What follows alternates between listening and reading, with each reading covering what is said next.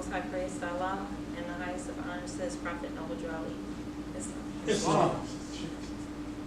Islam. So today I will be drawing from chapter 40 in our circle sevens.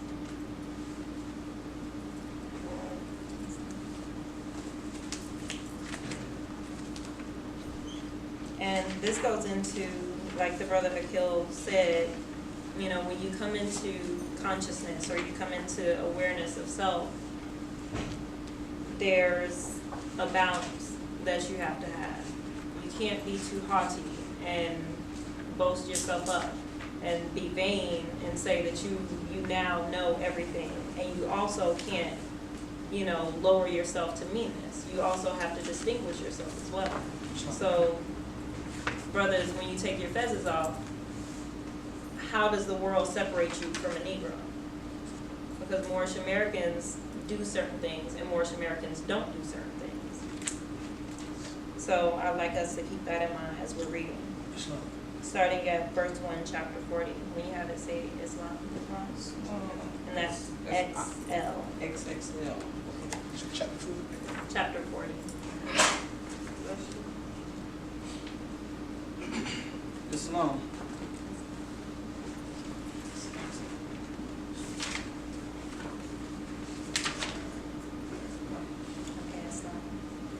And it says, in constancy, and I want us to look at these words. In constancy, that's the first word, is vice, is the opposite of our virtues, which is, one of our virtues is constancy. And constancy is powerful in the heart of man. So one minute our heart may want one thing, and the next minute it may want another. And temperance, which is the lack of moderation or restraint. And temperance swayeth it whether it will. So in the Holy Quran of Muhammad, it says that the faithful, they hear and they obey. They don't hear and say a lot of things or hear and have to explain their point of view. They hear and they obey. They set themselves up under righteous leaders and they hear and they obey. Despair engrosseth much of it. Fear proclaimeth, behold, I sit unrivaled therein. But vanity is beyond them all. So some of us, when we come into consciousness, we think that that means that we are better than everyone else. It doesn't mean that we're better than everyone else. It means that now we have an understanding and we're supposed to be that light to shine on everyone else and to teach everyone else. That doesn't mean that we are a step ahead of them. They can also come into that information, and they should come into that information if you're around them, and also be on the same level as you. Weep not therefore at the calamities of the human state, rather laugh at its follies. In the hands of the man addicted to vanity, life then is but the shadow of a dream. The hero, the most renowned of human character, what is he but the bubble of his weakness, of this weakness? The public is unstable and ungrateful. Why should the man of wisdom endanger himself for fools? Islam. So that's basically saying once you come into being learned and like you understand this more science, or you understand a certain school of thought, you know, why would you go out and sacrifice yourself for fools? You know, that's your own weakness, of course. The man who neglected his present concerns to resolve how he will behave when greater feedeth himself with wind, while his bread is eaten by another. Act as becometh thee in thy present station, and in more exalted ones thy face shall not be ashamed. So with that, we like to go into all of these esoteric teachings and about the universe, and that's good, it's lovely, but have we mastered the Prophet LamadahYah Bey? Have we mastered it? Have we even began to unfold the teachings that the Prophet brought us? So if we can't, how did the Prophet begin to uplift his people? By teaching them to be themselves. So if we don't know who we are, how can we help other people that are going through the same issues that we're going through? What blinded the eye, or what hideth the heart of a man from himself like vanity? Lo, when thou seest not thyself, then others discover thee most plainly. As the tulip that is gaudy without smell, and smell conspicuous without use, So is the man who sitteth himself up so high, and hath not merit. The heart of the vain is troubled, while it seemeth content. His cares are greater than his pleasures. His solicitude cannot rest with his bones. The grave is not deep enough to hide it. He extended his thoughts beyond his being. He bespeaketh praise to be paid when he is gone, but whosoever promiseth deceiveth him. As the man who engageth his wife to remain in widowhood, that she disturb not his soul, so is he who expecteth that his praise shall reach his ears beneath the earth, or cherish his heart in its shroud. Do well whilst thou livest, but regard not what is said of it. Content thyself with deserving of praise, and thy posterity shall rejoice in hearing it. So do we want our praise right now? Do we want to walk down the street and hear people say, "Oh, brother Akil, you're so righteous, you're so pious, you're so you have so much wisdom. Oh, brother Adar, I just love how you adorn your fez." Do we want that now, or do we want our posterity to hear how honorable their father was, how honorable their mothers were?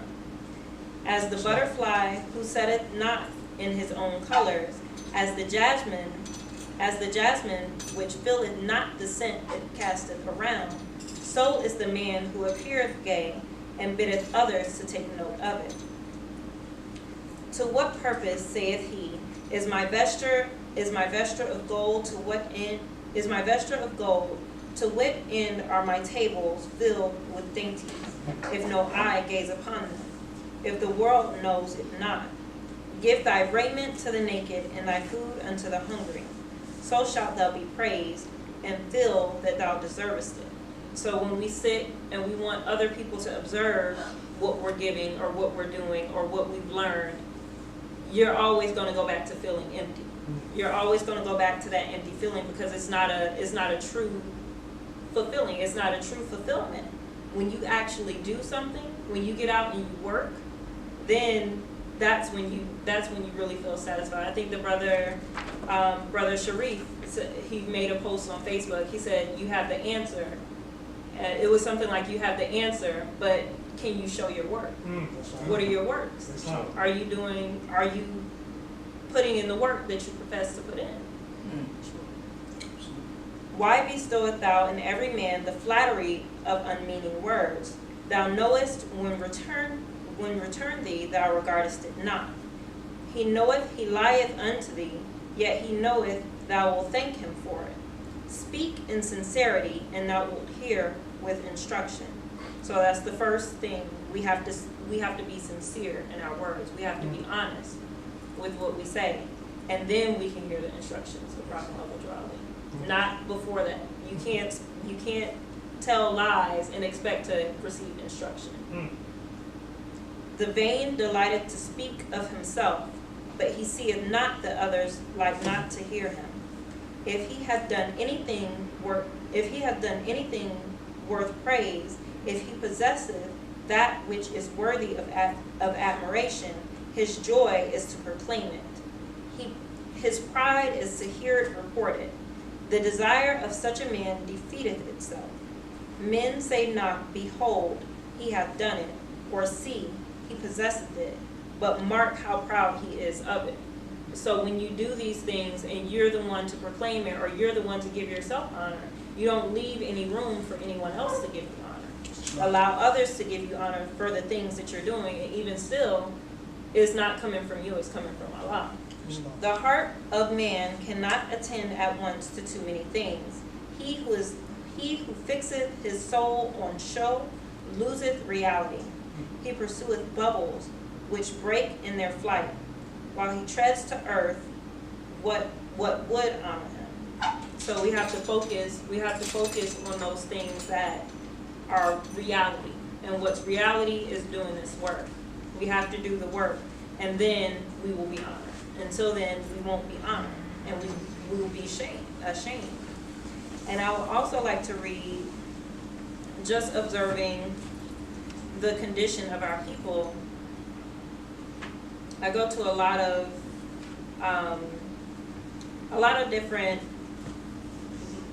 quote unquote black organizations, and everybody has their part. Some people do military strategy, some people specialize in economic security, some people specialize in politics. And the issue that we have as a whole is that we don't honor each other's parts. We have this one particular part and we think that this is all we need. So the Moorish Science Temple of America is supposed to be here to bring all of these, is for the unity of the Asiatic nations.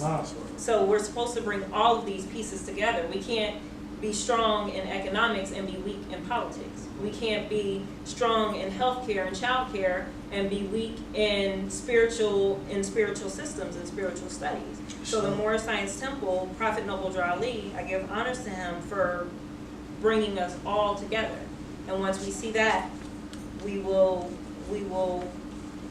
be resurrected, so to speak. And with that, I'll read from chapter 17. And I know I demonstrate from chapter 17 these same verses often. But it's because we are in this state. We are in this state of being dead. And the prophet Jesus came to show us the potential of man and the potential of woman. Islam. And I will start at verse 33. And it says, when Jesus stood upon the sacred pedestal, the masters stood and said, all hail. The great bells of the temple rang, and all the temples were ablaze with light. And Jesus said, all honor to the masters of this temple of the sun. In the flesh of man there is the essence of resurrection of the dead. The essence, quickened by the holy breath, will raise the substance of the body to a higher tone, and make it like the substance of the bodies of the planes above, which human eyes cannot behold. Islam, what are the planes above? Islam. According to Prophet Noble Drew Ali, what are the planes above? Planes above. You have 3 planes.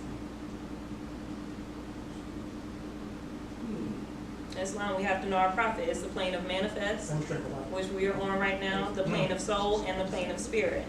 So I'll read that again. Are the 3? Islam. 3 above. Islam. And I'll read again from verse 35. In flesh of man, there is the essence of the resurrection of the dead. This essence, quickened or brought back to life by the holy breath, will raise the substance of the body to a higher tone. So what is another name for holy breath? Holy breath. Truth. Islam, truth. So if we don't know our lessons, if we don't know our truth, then we can't be quickened. We can't be raised from the dead. So until then, we're still, pardon the language, but Negroes with pheasants on. Islam. So we have to know our lessons. I'll read it again. In the flesh of man, there is the essence of the resurrection of the dead. This essence, quickened, brought back to life by the holy breath, or truth, will raise the substance of the body to a higher tone, and make it like the substance of the bodies of the planes above, which human eyes cannot behold. What are the planes above? Plane of manifest, soul, and spirit. The planes of soul and the planes of spirit. We're on the plane of manifest now. Exactly. There's a holy ministry in them.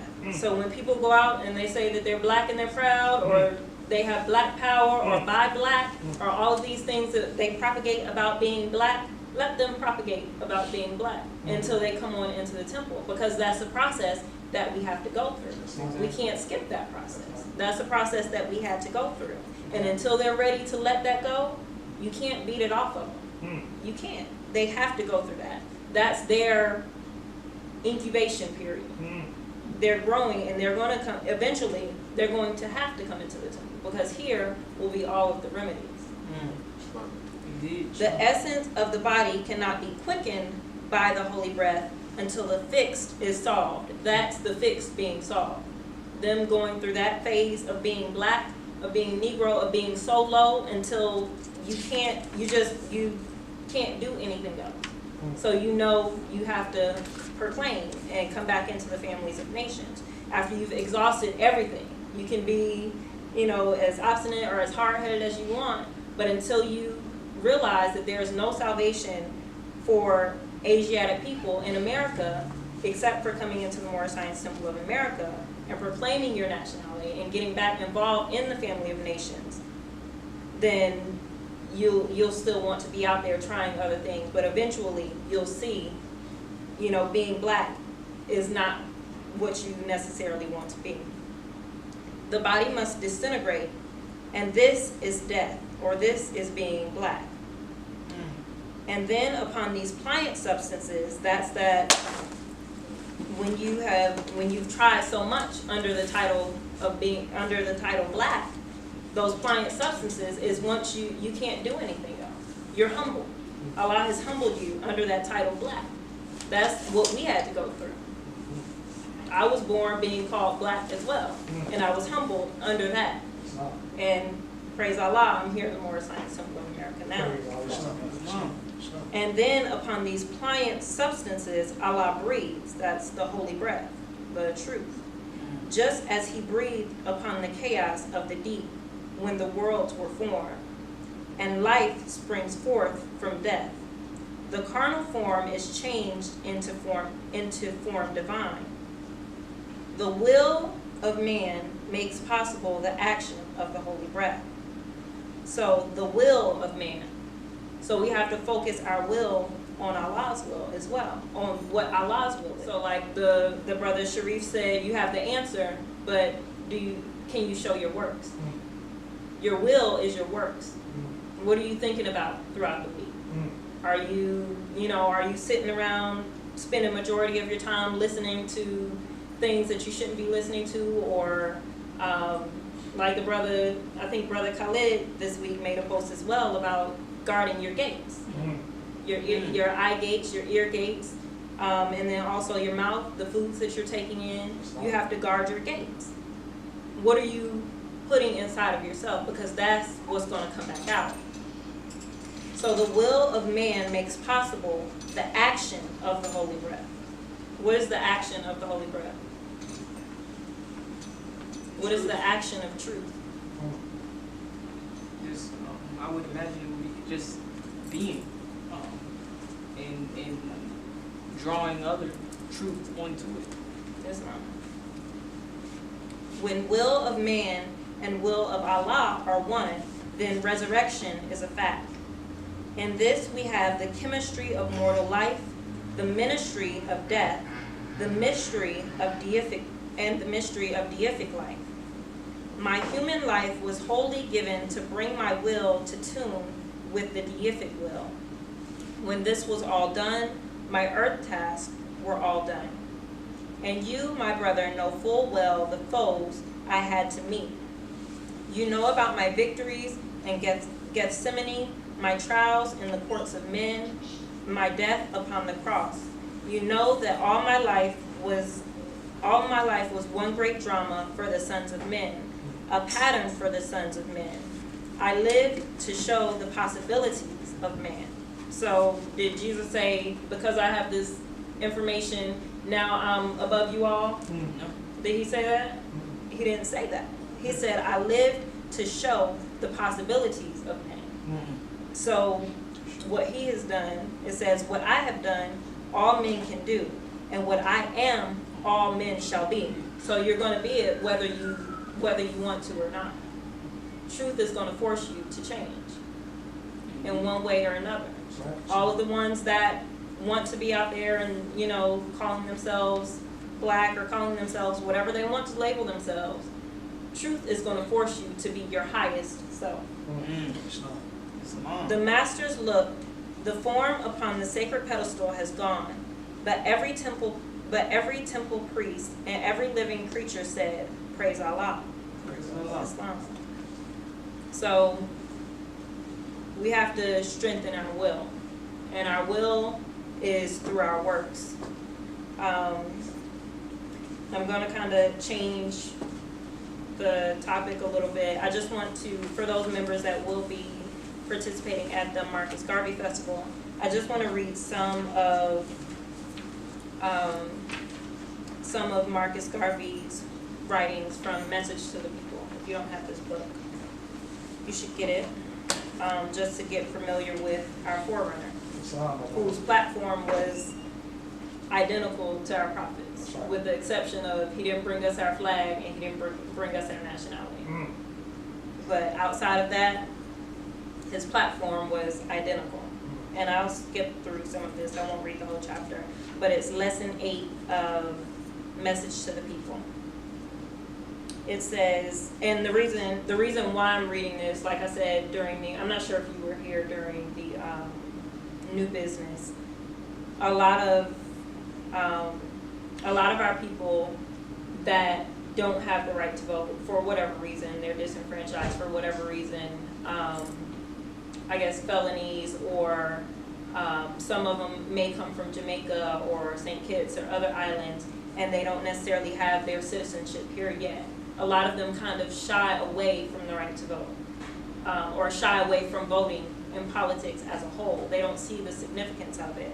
And then even some of us that still do have the right to vote, we'll follow along with them and say, okay, well, he said it's bad and he said it divides our people, so I'm not going to vote either. You know, but we have to look at what our prophet brought us, and we have to look at what our forerunner brought us. And this is what our forerunner brought us. So if you hear anyone saying that, you know, Marcus Garvey said not to vote, you know that to be not true. Islam. So this is lesson 8 of Message to the People. It says, society is an organization of mankind. Now, when you hear this, it'll sound just like Prophet Noble John Lee. Society is an organization of mankind to safeguard and protect its own interests. When society is organized and is made evident by regulations, rules, and laws, every member of that society must obey the said rules, regulations, and laws. Always, therefore, live up to the organized system of society of which you form a part. The only alternative to this is rebellion. You should never join rebellious movements against the society except there is a good reason and justification for it. Society is intended to maintain the greatest good for the greatest number, and that is always uppermost, so that in thought you may, I'm gonna read that sentence again. Society is intended to maintain the greatest good for the greatest number, and that is always uppermost, so that in thought you may have to reform. Any society may be calculated to bring about the greatest good and the greatest number, and you must obey its laws, otherwise you are an evil genius. I'm sorry, this book kind of has like little typos. An evil genius living in the midst of that society, and that society will seek to destroy you or compel you to obey its rules and regulations. You cannot live by yourself in a society. You must live upon the goodwill of your fellows.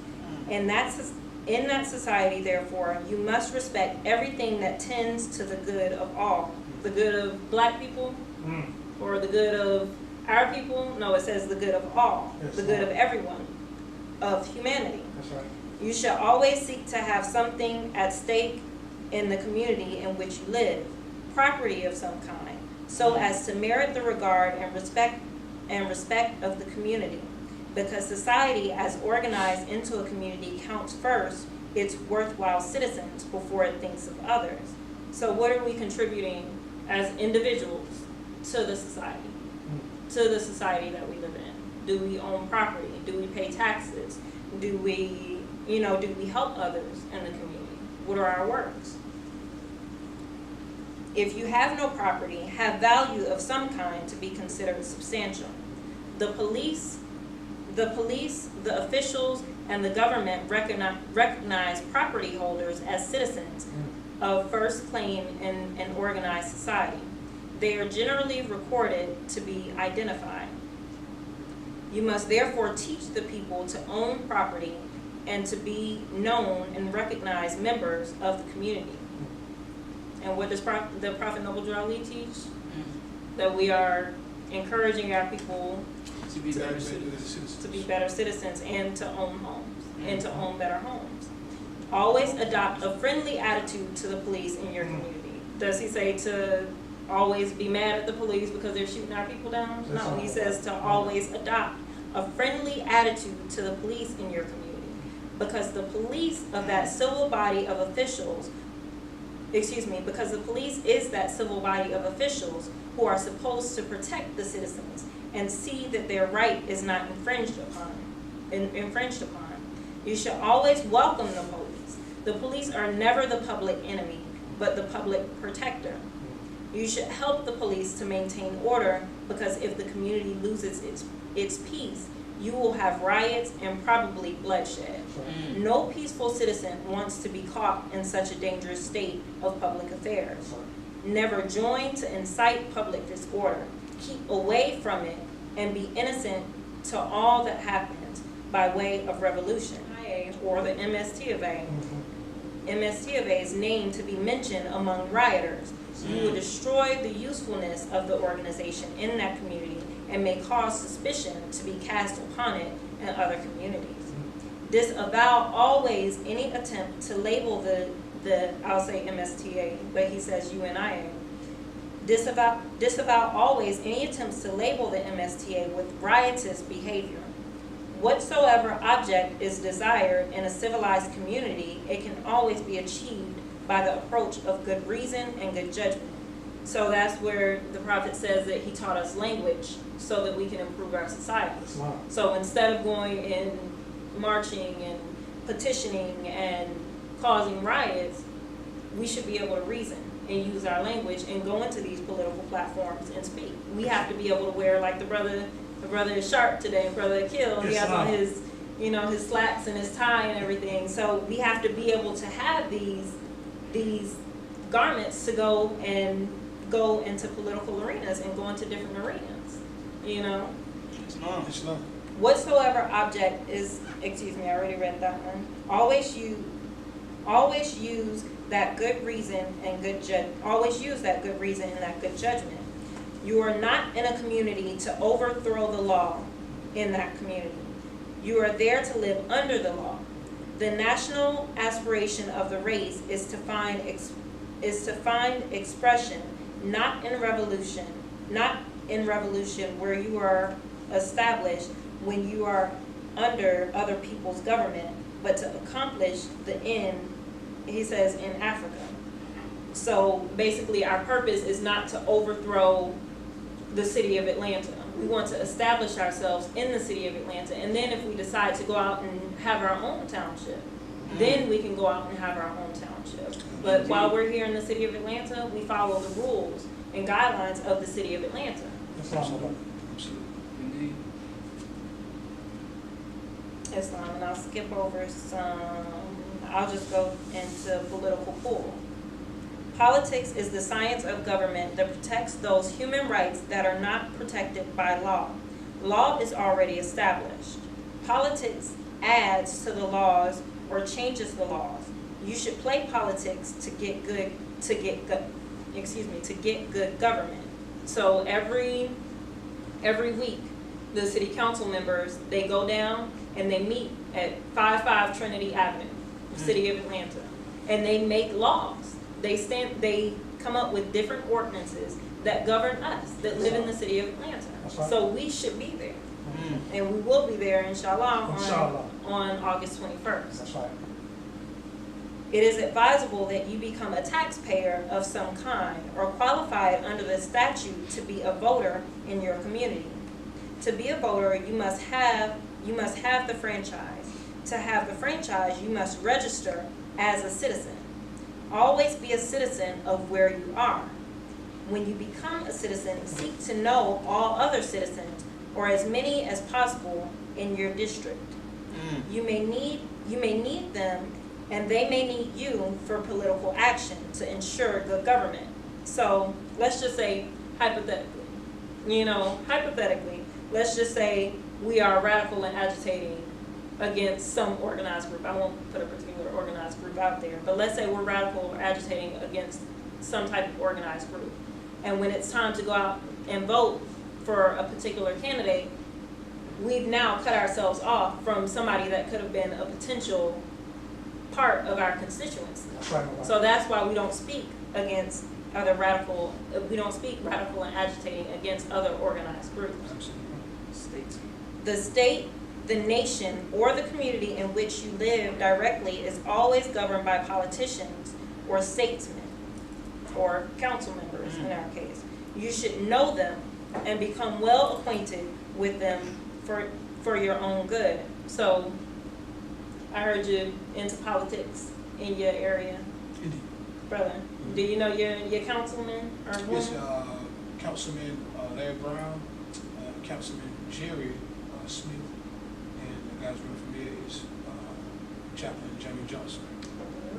Islam. Brother Akil, put you on. Oh man, Islam. I have spent the week in other missions and other things of that nature, so I haven't been in the political arena, but I do know, I'm very aware of those members. I have them actually, I have a board, and I have them, I get general correspondence from them in my email, so I have a specific folder for them as well. That's fine. So your duty is to find out your council member. Islam. Islam. That's a perfect example, because the guy who's running for mayor, the chaplain, he's a all-out Christian, and we don't have any conflict in our region. Absolutely. You know, same thing. There's no argument about religious things or whatever. We come together under a unified body to see what we can do as better citizens. That's right. Because when you come together for politics, it's not always about spirituality. Absolutely. Even though if you do have a conversation with a devout Christian who follows our brother Jesus, That's right. you should be able to help him unfold some of his lessons, and he may be able to help you unfold some of your lessons. I do But get- if you come to, absolutely. I get a question there. Hey, y'all got some stuff about Jesus? Absolutely. All right. Okay, and it says, become well acquainted with them, for you will need them. Excuse me. It says, you should know them and become well acquainted with them for your own good. You need them in trouble and out of trouble. Always try to know the mayor of your city and the government of your state or island or country, and also other government officials. To know them before trouble is to get help when you are in trouble. Not to know them is to be at a disadvantage when you are brought before them. So we want to get out of being the ones, that come and say, help me out, my cousin is in jail, or help me out, such and such got a ticket. We want to get out of being that. We want to be the ones that's there before anybody, before anybody gets in trouble, saying, do you need a hand? What do you need help with? If you need anything, contact the Moorish Science Temple of America. Islam. Always treat them courteously and friendly, even if you don't mean it, but let them always believe you are friendly. If you are to be a leader in your community, this makes it even more imperative that you should know everybody of political consequence, because you will have to approach them not only for yourself and for the organization, but for the members of the race who look up to you as their leader. You must never sell yourself to the politician, but you must get around him in the most skillful manner and get all your rights and the rights of others dependent on you out of him without selling yourself to him. To keep him in office, especially, it's like a run-on sentence, to keep him in office, especially if he is not a good man in the community.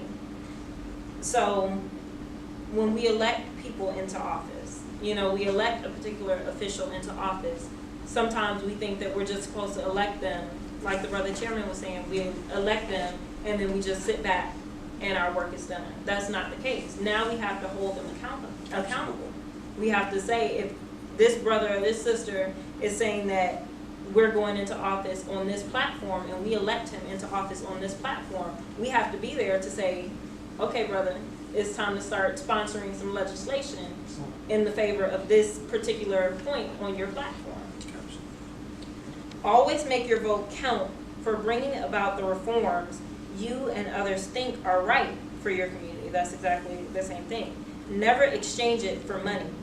You should see that every citizen who has a vote does vote on election day, especially when you have reforms to be enacted. So it's one thing if we say, okay, well, yeah, we're all going to go out and vote. So we have to go, we may have to go to the polls together, you know, as a group, as a temple, and all go vote together to see to it that everybody goes out and votes, especially if we're passing legislation particularly relevant to us as Moorish Americans. And this is speaking, this is the forerunner speaking in the Americas, or in the United States of America. Even though the Asiatics, we had the right to vote then, we had the right to vote. However, there were a lot of discriminatory practices against us to try to keep us from voting. So he's speaking about countries where you didn't have the right to vote. He says in countries where as a race you are not allowed to vote, so even if you're not allowed to vote, work always to get the vote by way of reform.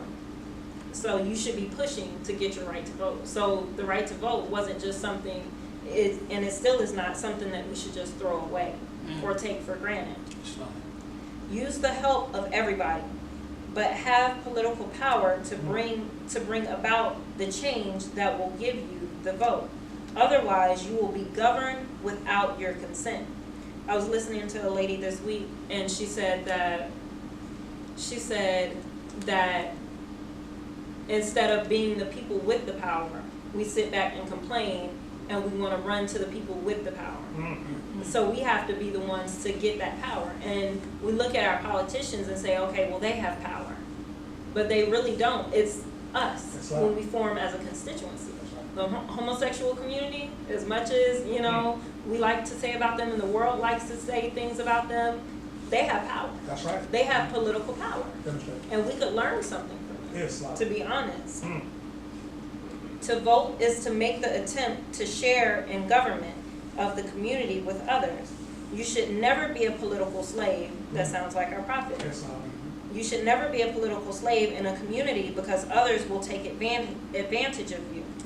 Always cast your ballot for good government. Never support a corrupt government. And to not vote is to support a corrupt government. Islam. And with that, I will leave you as I came in peace. Wow. Praise Allah.